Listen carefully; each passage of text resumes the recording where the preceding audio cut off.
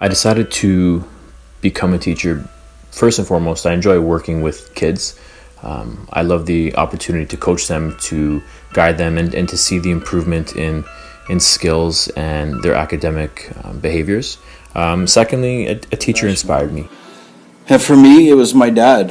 He was the biggest influence in my decision to get into the educational field. His life philosophies seemed to mesh so well with his priorities as a father. The compassion and understanding that I was exposed to and felt as his son, I knew was also brought to his staff in getting the best out of them and in building and maintaining a positive school climate and culture. That I'm an educational assistant. I help kids that have a little bit greater needs in their classrooms so that they can have a successful day and year. A lot of times being successful in a day simply means not hurting other students. I love kids, I love teaching, and I love education. But something happened. Something changed. What was once my passion, what I waited all my life to do, it was gone. I was constantly thinking about my students and their trauma. What can I do for them? I wish I could do this. I can't do that. And all I wanted to do was cry. And I did, all the time. I would sit in my car waiting to enter the school building, building up my nerve to face another day. I think probably one of the biggest ones that I've noticed is my wife has noticed, and she calls it, I liked Steve when he was at a different school. He's grumpy now, definitely grumpy, so very different. Desensitized to sort of those emotionally charged situations where things happen, where you expect someone probably to have a lot different emotional response to a situation, where it just becomes something that isn't really, doesn't seem to bother you, where it should be bothering you. My inability to shut myself off. Physically, being drained, not sleeping at night because I'm busy thinking about things, trying to problem solve. Professional life. I really didn't notice that there were any changes in me until my family made me aware of those changes. My husband would always say to me, "Your school has hardened you," and I wore that with like a badge of honor that I could handle anything thrown my way at the busiest school in the board. And I was able to hold it together at school and do my job, but that changed drastically once I got home. And the first one was exhaustion. Going home every night, preparing dinner, falling asleep on the couch, waking up and saying, okay, well now it's time for bed. Tossing and turning all night, waking up completely exhausted and starting a new day. And that was my reality for a very long time. One is being the principal is the difficulty of showing your emotion because you're the captain and you need to be the person who is not upset, who doesn't show the emotions because you have to be in control all the time. And when you don't have that opportunity, then that affects you emotionally because you're not releasing what's going on inside of you.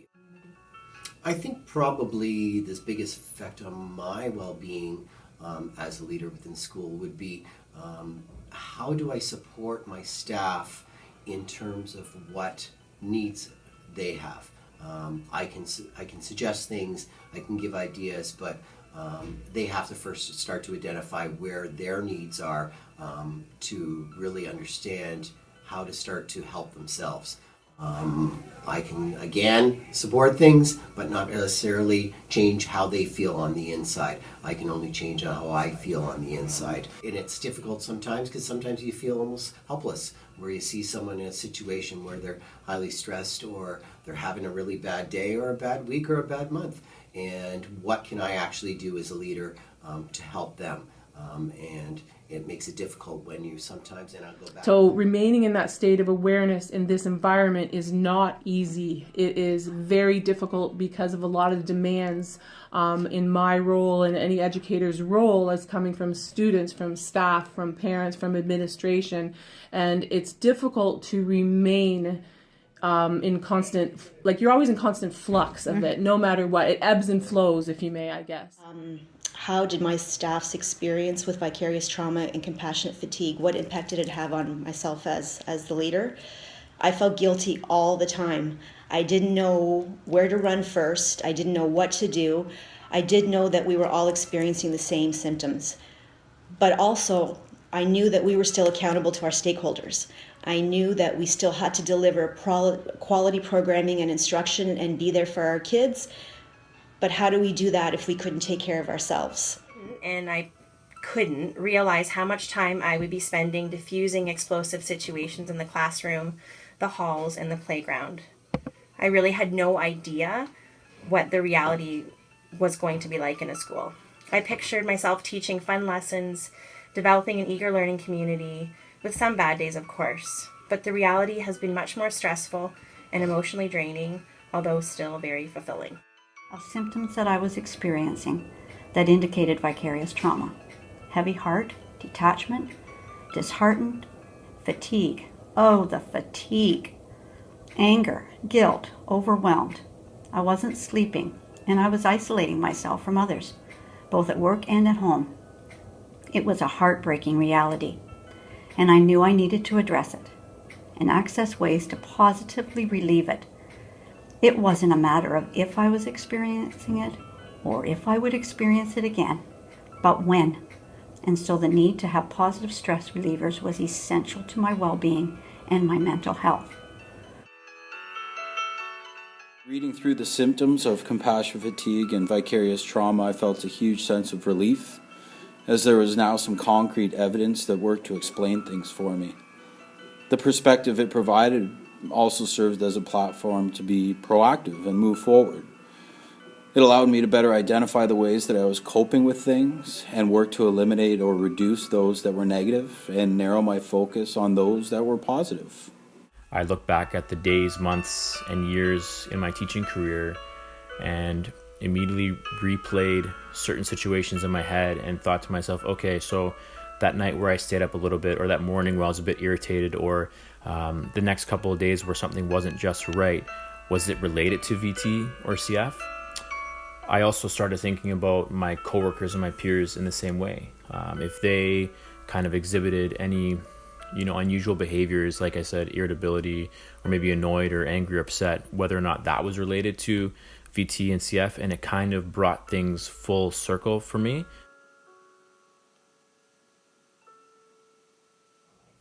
Well, of course, the glass of red wine or the cold beer, depending on the time of year, is always helpful, but not necessarily the best thing to do. I think probably the best. What coping strategies? I didn't have any coping strategies because I just assumed that this is what an administrator does. Gives everything they have, and of course I'm going to be tired and exhausted and irritable and angry once I get home. Now that I know and recognize what the symptoms were, I needed to find balance or boundaries. So I needed to stop coming home every night at late hours and starting to be a mom and a wife again, starting to attend, being there and present for my family. And in that, not only building relationships again with my family, but those relationships and connections with my colleagues, my friends, and just experiencing life again and not just coming home and going straight to the couch and falling asleep. And so I began to develop my own toolbox of mindful stress relievers, a kind of self-care strategy, you might say, but keeping in mind that this was my toolbox and everyone's would be different, albeit essential. With practice, this bag of tricks is my go-to when I need it, and it puts me back in the driver's seat.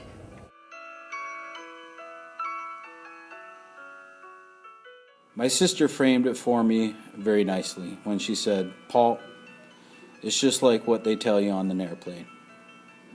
In case of emergency situations, you need to put your oxygen mask on first.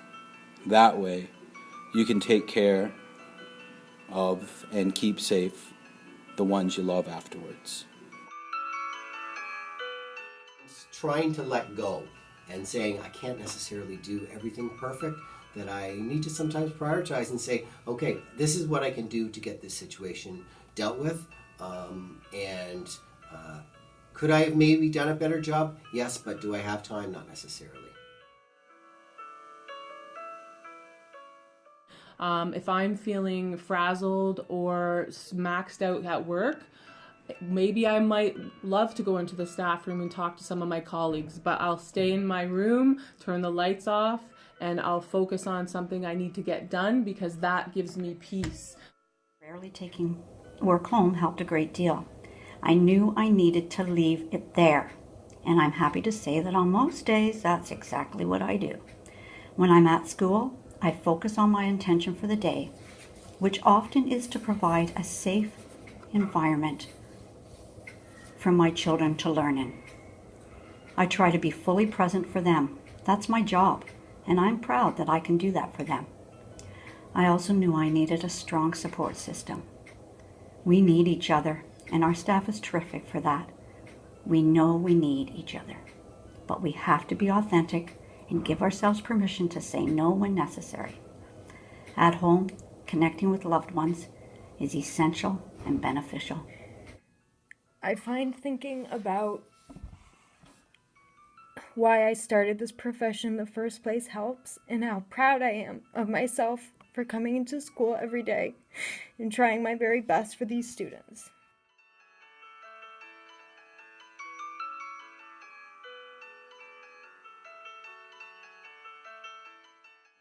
I've remained in the place that I love with the students and colleagues that mean so much to me.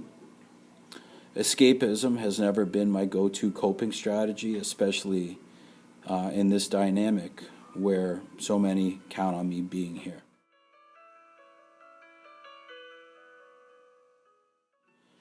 My role today is still that of an educator. However, the difference now as compared to when I first started teaching is that I matter in all of this. A happy Paul is the most effective teacher, mentor, role model, and friend.